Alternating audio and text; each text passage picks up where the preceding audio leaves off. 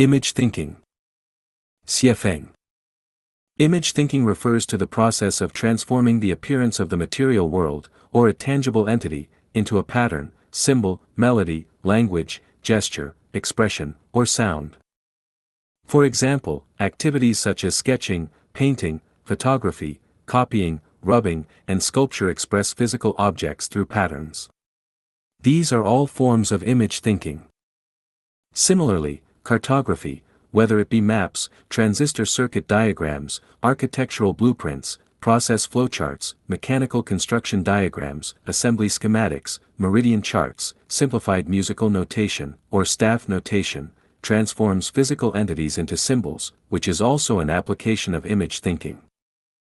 Musical pieces such as A Moonlit Night on the Spring River, The Moon Reflected in Urquin, and the violin concerto Butterfly Lovers express the stories of nature and human experiences through melodies rich in emotional highs and lows, achieving a profound spiritual impact. This, too, belongs to image thinking. The development and evolution of the Chinese language is a result of image thinking. Our writing system began with pictographs, where visual symbols represented physical objects. Even today, characters like moon, mountain, stone, field, and water still retain traces of their original pictorial forms. When reading classic literary works such as Romance of the Three Kingdoms, Water Margin, Journey to the West, A Dream of Red Mansions, and Investiture of the Gods, we can vividly see the characters come to life, as if they are standing before us. This is a result of the author's image thinking, through which real people are transformed into literary figures. The 5 Animal Frolics exercise, created by the renowned physician Hua Tuo to enhance physical health, elevates the imitation of animal movements into a series of postures and gestures, another manifestation of image thinking.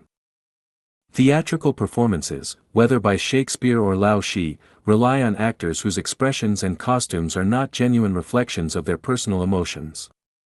Instead, the actors serve as vessels for their characters, vividly expressing their joy, anger, love, sorrow, and longing.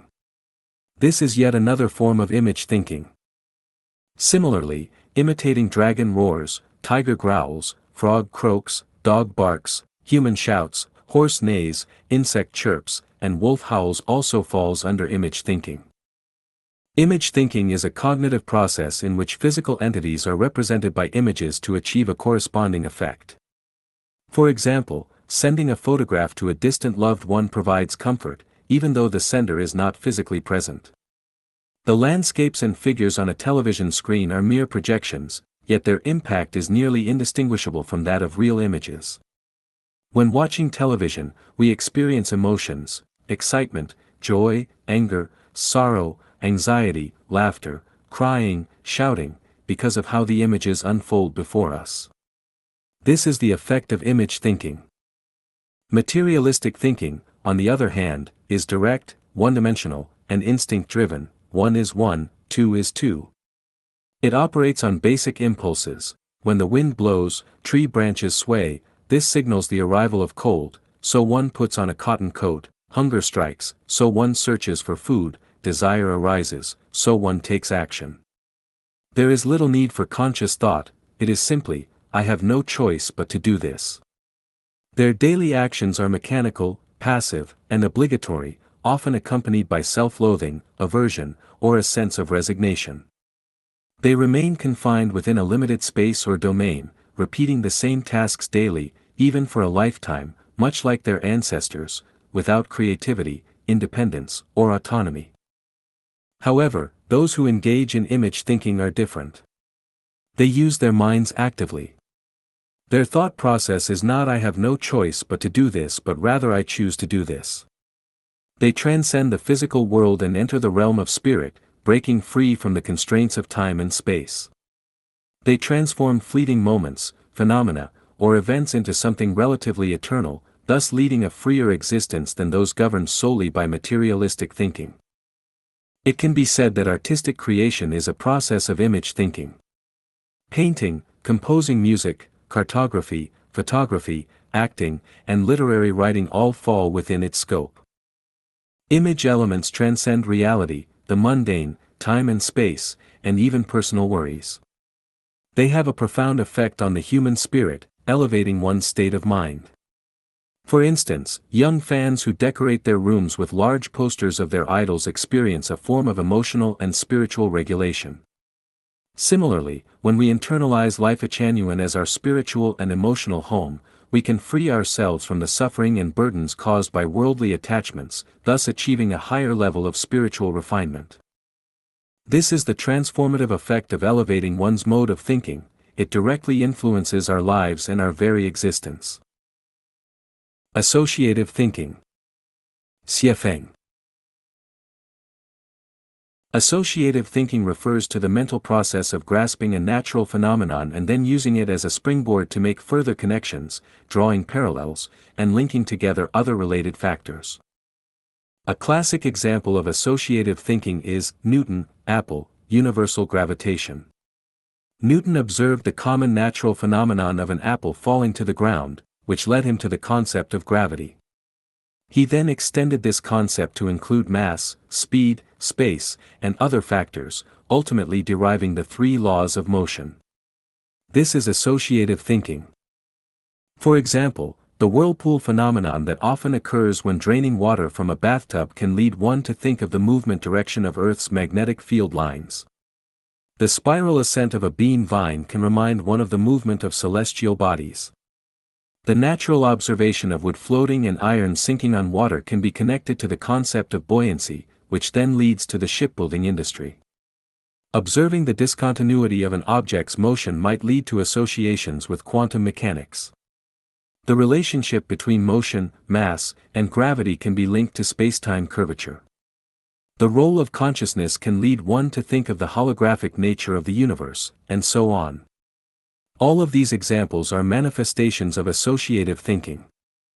A skilled detective can infer a suspect's character traits, motivations, and whereabouts from a few clues.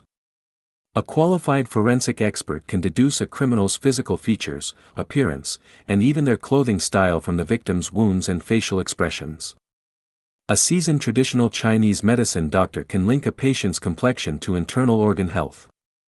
A master of face reading, Mian Xiang, can infer a person's past actions and future fortunes from their facial features.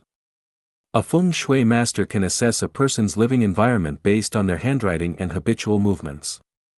A skilled politician can sense the rise and fall of dynasties or the coming of a new era based on public psychological behavior. An economist might predict fluctuations in the stock market or the economic trajectory of a country based on a single event. A sociologist could infer the loss of a nation's values and morals from the prevalence of issues like prostitution, drug use, and organized crime. Even a fashion designer can predict future trends in clothing based on street fashion and the pace of people's movements. Associative thinking is primary, inventive, pioneering, and unique. It is a form of divergent thinking.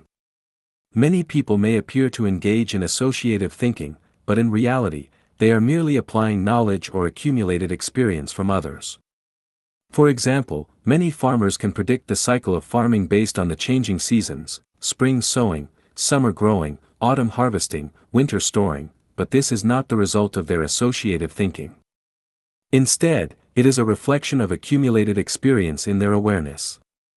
Many people can connect the pain of arthritis to changes in the weather, but this, too, is the result of knowledge and experience, not associative thinking.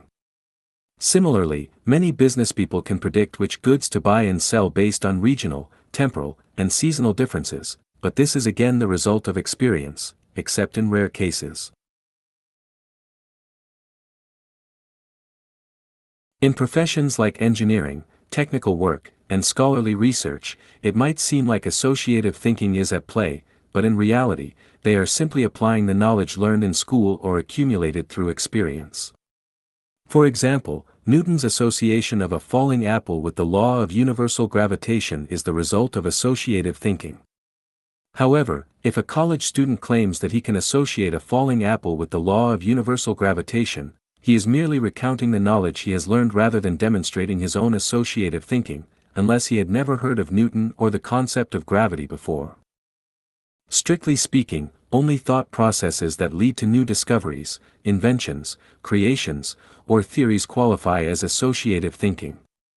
From this perspective, those who truly possess associative thinking abilities include scientists, inventors, forensic experts, traditional Chinese medicine practitioners, face readers, feng shui masters, outstanding politicians, and military strategists. Engineers and technicians who develop new products can also be loosely included in this category. The slow but steady progress of human civilization is primarily driven by individuals with associative thinking abilities. Without them, modern civilization as we know it would not exist. Material thinking is a form of fixed thinking, whereas associative thinking is divergent thinking. It breaks through the limitations of material thinking, surpasses the imitation and replication of image thinking, and directly extends its reach into the unknown. This leads to new discoveries, inventions, and paths forward. However, associative thinking is still far from unlocking the ultimate mysteries of the universe.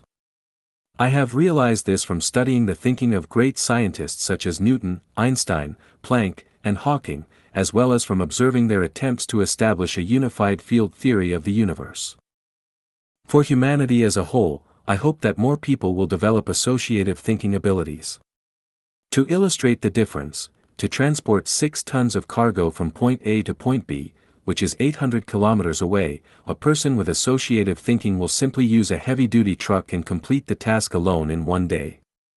In contrast, someone relying solely on material thinking, even if they can carry 50 kilograms and walk 100 kilometers per day, would require 120 people and 8 days to accomplish the same task, a waste of effort with inferior results.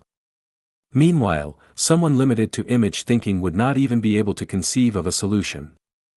From an artistic perspective, image thinkers are more remarkable than material thinkers, but from a practical perspective, when hungry, a real bun will satisfy hunger, while a picture of a bun, no matter how lifelike, cannot solve the problem. For Lifechanyuan members, I hope that your thinking will not be confined to associative thinking alone, as it is still a lower-level form of thinking. It is like the challenge of transmitting information across the Atlantic. A material thinker would build a ship to transport messages. An image thinker would lay underwater cables. An associative thinker would use radio waves. And we would